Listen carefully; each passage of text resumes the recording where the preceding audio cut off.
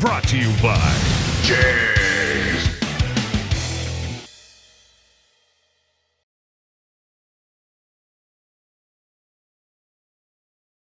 Part number 59274 is a radiator electric fan assembly. So that's going to include this dual row 1-inch radiator. It's all hand welded, and it's going to come with the electric fan pre-mounted from the factory. This dual electric fan assembly here was going to move up to 6,500 cubic feet per minute. Also has the variable speed controller mounted that's going to operate the fan between 160 and 240 degrees wherever you set that engine temp out. Also has a couple of circuit breakers, so in case you have trouble with one fan, you still have another fan that would be operational. Now, as an option, we also have the transmission oil cooler out here if you've got the automatic transmission. It's important to keep your safety first whenever you're working on the vehicle. So first thing we need to do is disconnect the battery. This vehicle has 2 batteries, so I'm going to disconnect the negative on both sides here, and then I can drain my radiator fluid. Fortunately, this radiator does have a pepcock valve on it, so I can get to that from the driver's side down below. We're going to need to take off the top radiator brackets here. I've got 4 bolts that'll do that, as well as take out these 4 trees that are holding this plastic panel together so that we can pull that back and get better access into here so we can remove this plug.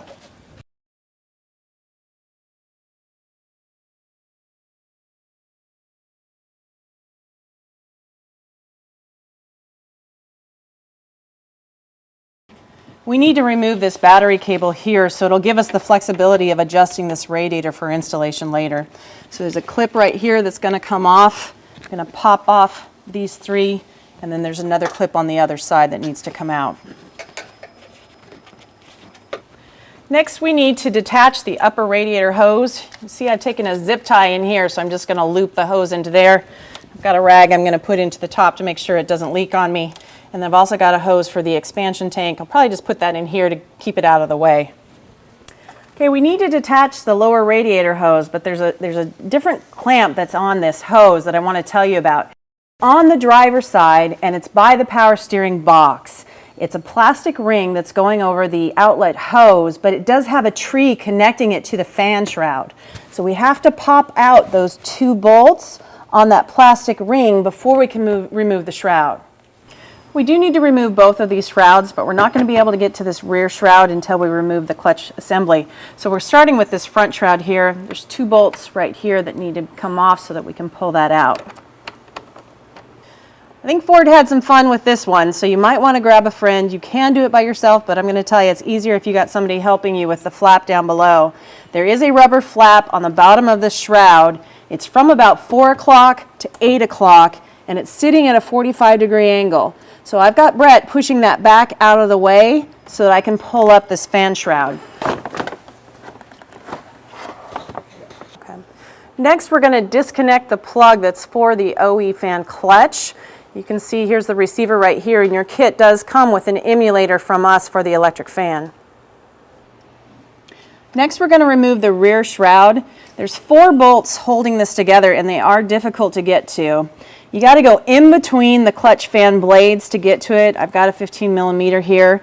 It's about 11 o'clock and 1 o'clock at the top, about 5 and 7 at the bottom. So I got to get this in here first, and then I'll attach my ratchet. We do have our rear shroud loose in here, but now we got to get to the bolt on our clutch. So in order to do that, you're going to keep the friend with you, and honestly, it does come in handy if your friend is a little taller than I am. So he's got the bar sitting here in the slot of the pulley, and then I have this BFW in order to get to that bolt. I'm going to do it counterclockwise, and it's pretty tight, so you're really going to have to wrench down on it.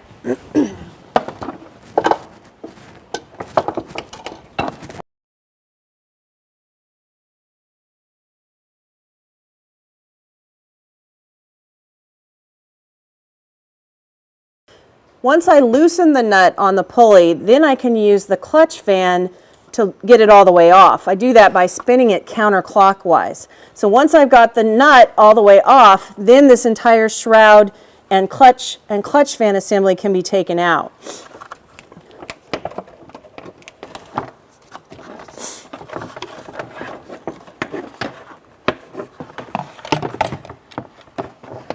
This is what's going to get removed for our installation. So I've got the fan shroud, the clutch fan, and the clutch. This thing weighs about 25 to 30 pounds, so this is why it's truly a performance upgrade. By taking this off of my engine so I don't have to drive it with the water pump, I can cool it with the electric fan. I'll get cooler AC output, I'll also get better fuel economy, and I'll feel the torque. Okay, your OE radiator is just sitting on 2 rubber mounts at the bottom, so as long as you lift straight up, it should come right on out. Your kit includes 3 of these clamps so you can loom the wiring and keep it nice and tight. Next, I want to install the probe into my radiator fins by the inlet hose. In order to do that, I'm going to need to take these brackets off so I can get to the right location. Just the 2 bolts here, and this is just screwed on. It's a T-bolt that you can take back off. So I don't want to put this right next to the side tank right here, so I'm going to choose the second row, and I'm going to use the Phillips to create a gap in the fins without tearing the core so I can position that probe.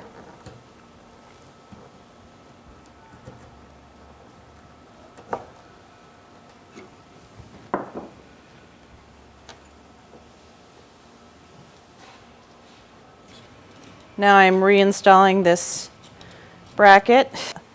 I want to make sure I tighten this down. There's a couple flat spots that are provided.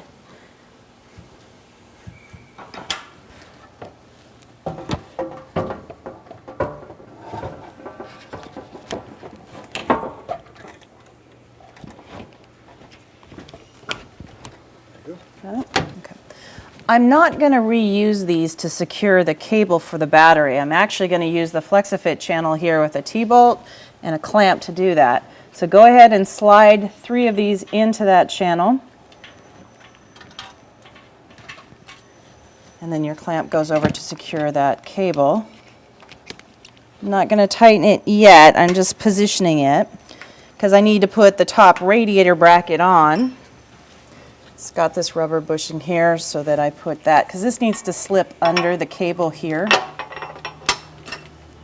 So I'm going to mount it first and then I'll tighten up these. I'm going to cut away this. This is going away.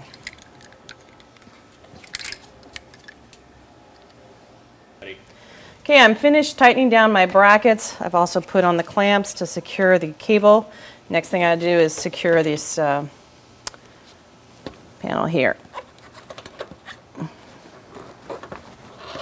The next steps are to mount the auxiliary transmission oil cooler if you've got the automatic transmission. Then I've got the lower radiator hose that needs to be attached. There are 2 holes in the fan shroud for the tree that comes to mount that radiator hose, the lower. The upper radiator hose, of course, is getting reattached, as well as the hose for the expansion tank. And I'm going to replenish my coolant fluids through the expansion tank. Okay, let's go over some things about the wiring. This green wire is for my air conditioning. You're going to have 2 wires that come from the air conditioning unit. One is positive and negative. You want to find the positive. You can do that by using a test light and turning the air conditioning on. I've got the positive and negative going to the spare battery for a diesel application. That's the preferred location for that connection. You don't want to go to a starter or anywhere else for that. And we've also got the smaller red wire that's going to the fuse panel. We've connected this one to the radio terminal. You can also use other terminals. I would suggest staying away from the windshield wipers. Any safety devices are not recommended either. Next, we're going to want to reinstall the upper and lower radiator hose, replenish the cooling system fluid, as well as our expansion tank line right here. Okay, I've mounted my emulator with the bracket up here. Then I'm going to reattach the OE plug to the emulator plug that we've provided here.